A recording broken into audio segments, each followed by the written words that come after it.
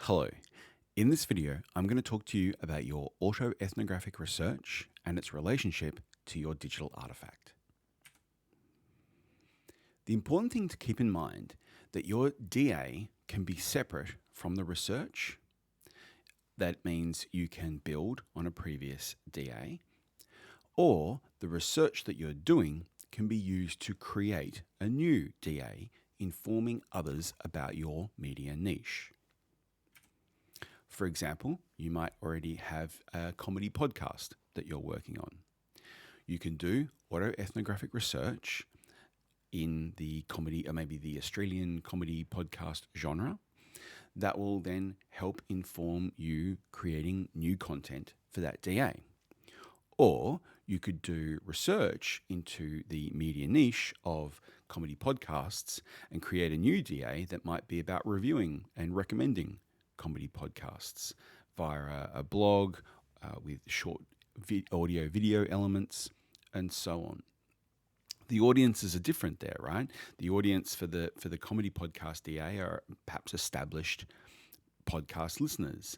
The comedy podcast review site or analysis site would be for people who may be not familiar with that genre and interested about learning about it. The two personas attached to these DAs are different. One is a podcaster persona, and the other is a critic or a reviewer persona. So they're quite different. Either way, the DA should involve developing an expertise in the media niche and creating content with an online persona that contributes to that niche in some way, even if it is just to inform others about it. So I wanted you to take a look at the reading this week. There's only one this week, and it's this reading by Carolyn Ellis, Tony Adams, and Arthur Bochner. This is a really useful overview of the approaches and concerns and history of autoethnography as a research methodology.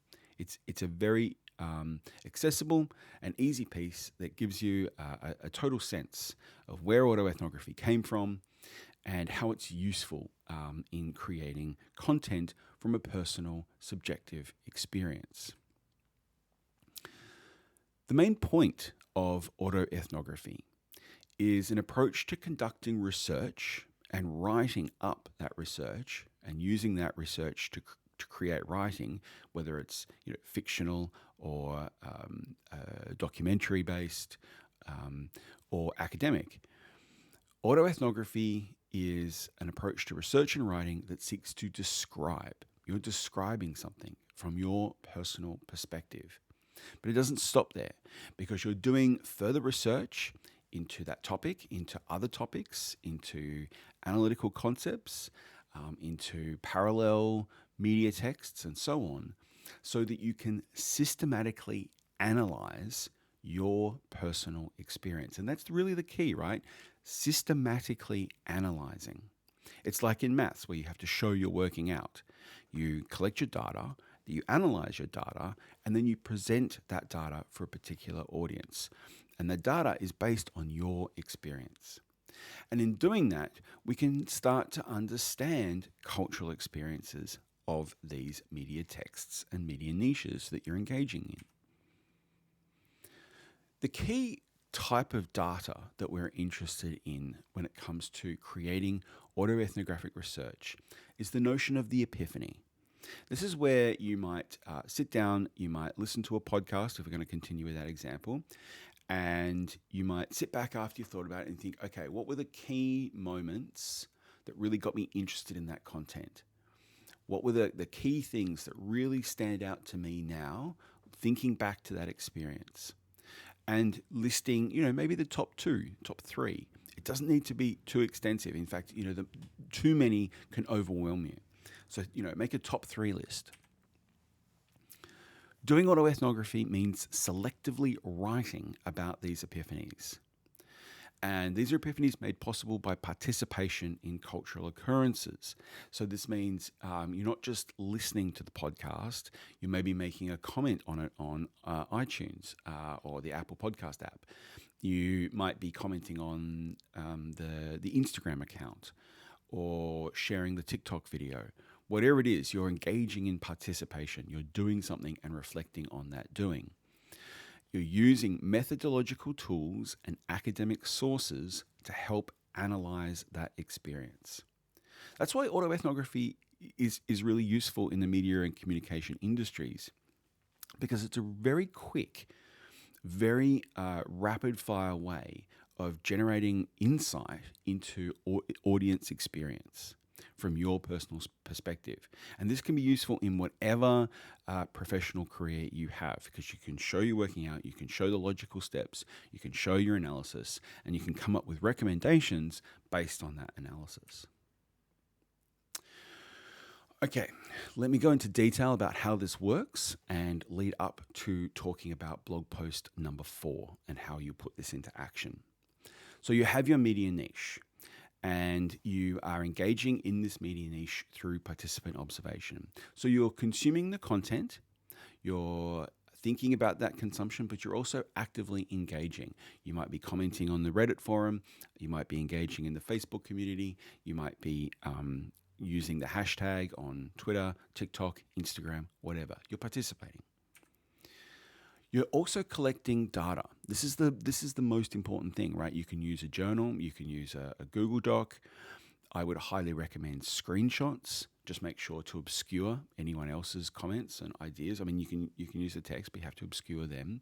Create notes, collect maps on pieces of paper, right? The field mapping exercise, starting to connect those disparate elements. I notice a lot in the field site maps, there's a lot of disparate elements. Here, using your data, you can start to make connections. And this creates great material for when it comes to your final research report and putting this material together. Creating short videos, just thinking about what your top 3 epiphanies were, or audio. And then you're going to be doing further research to help analyze your observations, right? So if you're looking at how female Twitch streamers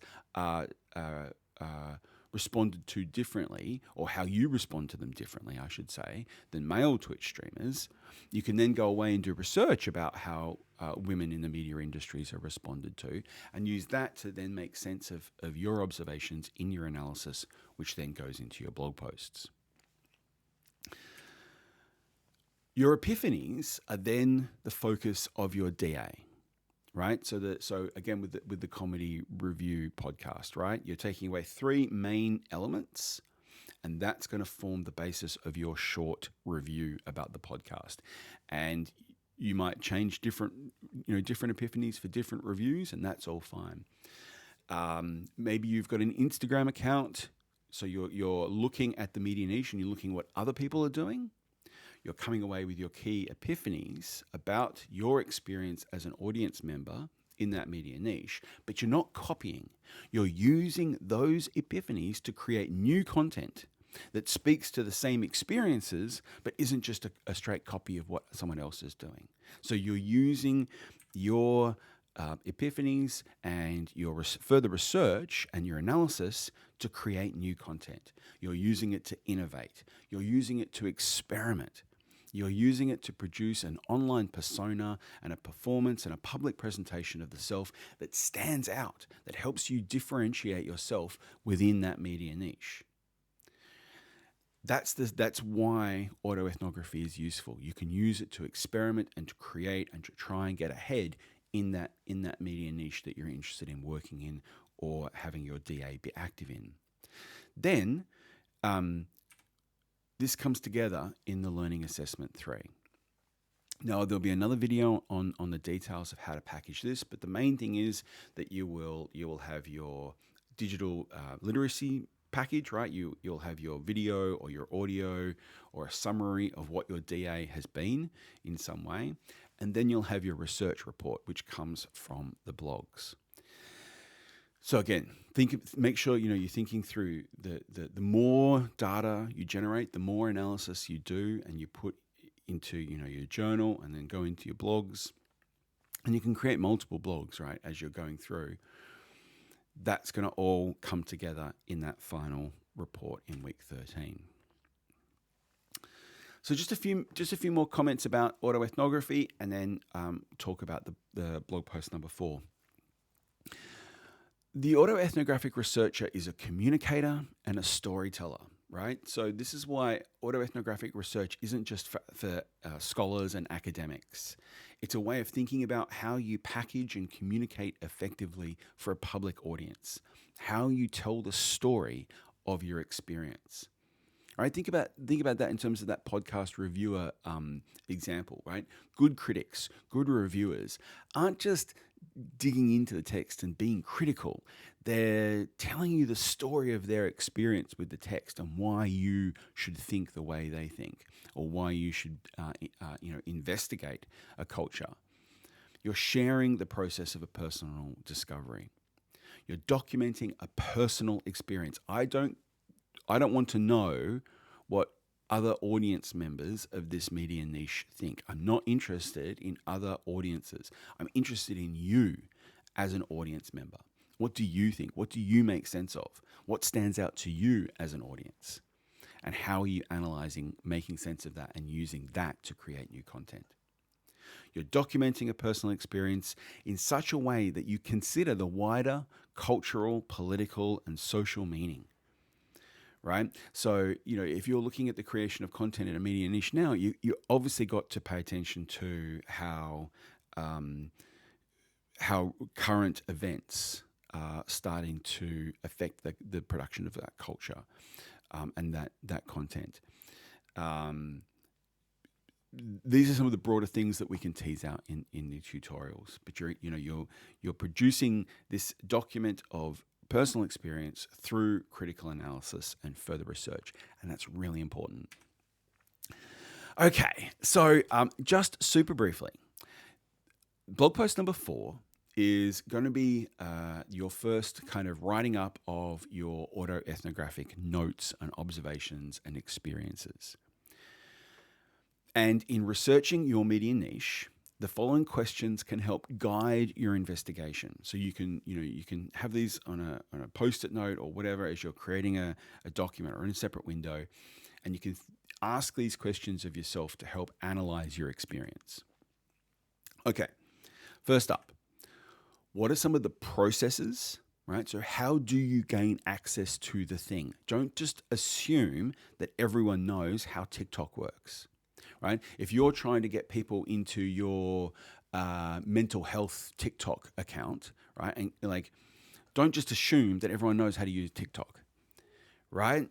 That's really important. What are the activities that you can do once you're in that media niche? Okay, I can share, I can comment. Again, don't assume everyone knows what's going on here. What are some of the conversations that you engage in? And that's conversations with the platform, conversations with other people, conversations with the content. What are some of your internal thoughts that you encountered as part of the experience? Now, this again is really tricky, right? We just have thoughts. We don't think about our thoughts, or else we get lost in a trap of thinking about our thoughts. But if you can try and capture, some of that, so like this. Okay, this pops up on my feed. Why am I watching this? What about it is interesting to me? Why am I looking at this and spending time looking at this? I think this is a very important question to ask of all social media. Not because it's irrelevant, but because it is relevant, but we don't often think about why. So here is another question of a similar, but taking it a step back. What were the events, the platforms, the materials, and the conditions that were central to the organization of the experience? Now, this can be at a broad level, this can be at a meta level, this can be at a specific content creator level. What were my reactions and feelings at the time? Now, a lot of people dismiss feelings because they think, well, everyone has feelings, all right? Why are my feelings important? But they can be really important when you're trying to assess what interesting and engaging content is. Or why is it boring? Why is it boring? If something is fun, why is it fun to you? Right? This is very subjective. What are you finding interesting about this? What are you finding unappealing about this? These are questions, and documenting this, and maybe having a screenshot. Right? I didn't like this content because X, Y, and Z. It can be dot points. Right? It doesn't need to be detail. We don't need a lot of detail. Simple dot points answering these questions is a really useful way to generate data. Going back and looking at it again, do your feelings and thoughts change on reflection? Right? By taking a second look. Do you change your opinion? We change our opinions all the time. We don't often notice why or how. And so trying to capture what is triggering those changes is really important.